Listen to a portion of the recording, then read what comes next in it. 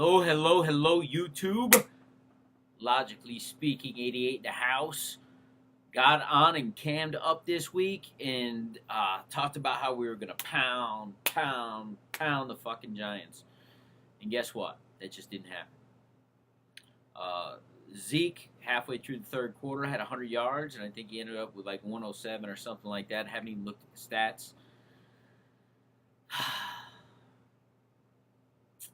This was one of those trap games, right? But you gotta, as a fan, you gotta show faith and like this is gonna happen. But I'll tell you that I had fear that we would go into this game and not produce. I had fears that we just wouldn't show up at the level that we are capable of showing up, and therefore getting the L. If it weren't for a Dan Bailey 55-yard barely missed attempt, we could have potentially went into overtime. But God's honest truth, I don't believe that we would have pulled this game out. Nothing went right during this game except for that touchdown pass. Multiple turnovers, less than 200 yards passing once again. I think 17 of 37, 2 picks. Every target towards Dez Bryant was a disaster. 2 interceptions. And a fumble by Dez. His only catch of the game, he actually fumbled. So it just was not an overall good day on the football field for our Dallas Cowboys. Now, this is a wake-up call, right? We have the opportunity. That's right. We have the opportunity to correct our mishap. Why? Because we have Tampa Bay, Detroit, and the Eagles, which is division foe once again.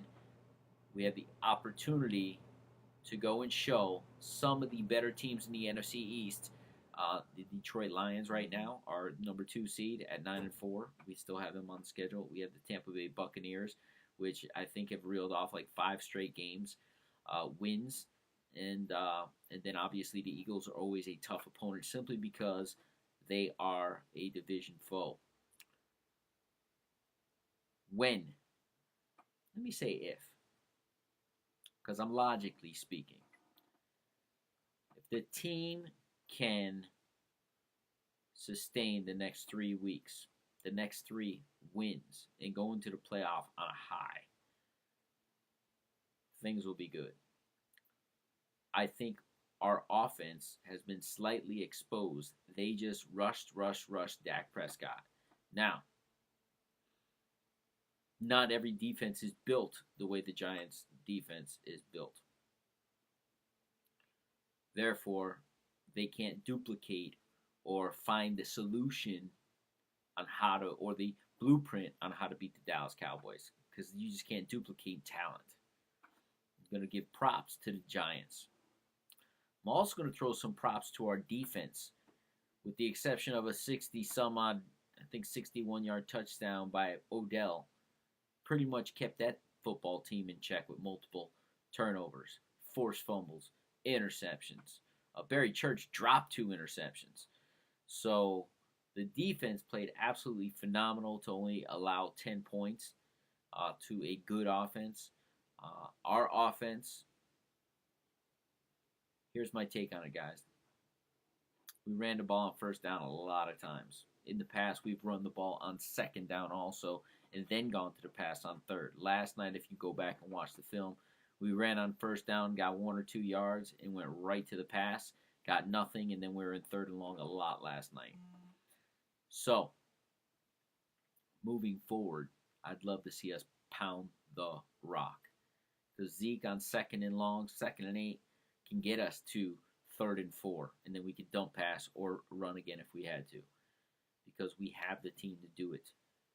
I think we got away from a little bit of our strategy, probably because we were getting stuffed on first down. But we got away from the strategy that has gotten us so far along. Why is our quarterback in a 4 or 3-point game throwing the ball 37 times as a rookie when we have the best offensive line and a trio of running backs to choose from? No reason to do that. So till next week, guys. Till next week. And this is my little crow video, if you would. It's my little crow video. I can't just show up and then not show up because that's not how the CNS rolls. Or at least that's not how this dude rolls. I showed up. I cammed up when we're on an 11-game win streak. I'll cam up the rest of the season. So, till next time, Giants fans, congratulations. 2-0 against the potential Super Bowl champion. Like I said to somebody that I saw today as I was walking into a store, a guy had all his Giants gear on today. I said, man, good game last night. Way to sport that Giants gear. And he went to go give me a high five, and I just dropped it. I said, man, I'm not high fiving you. I'm a Cowboys fan.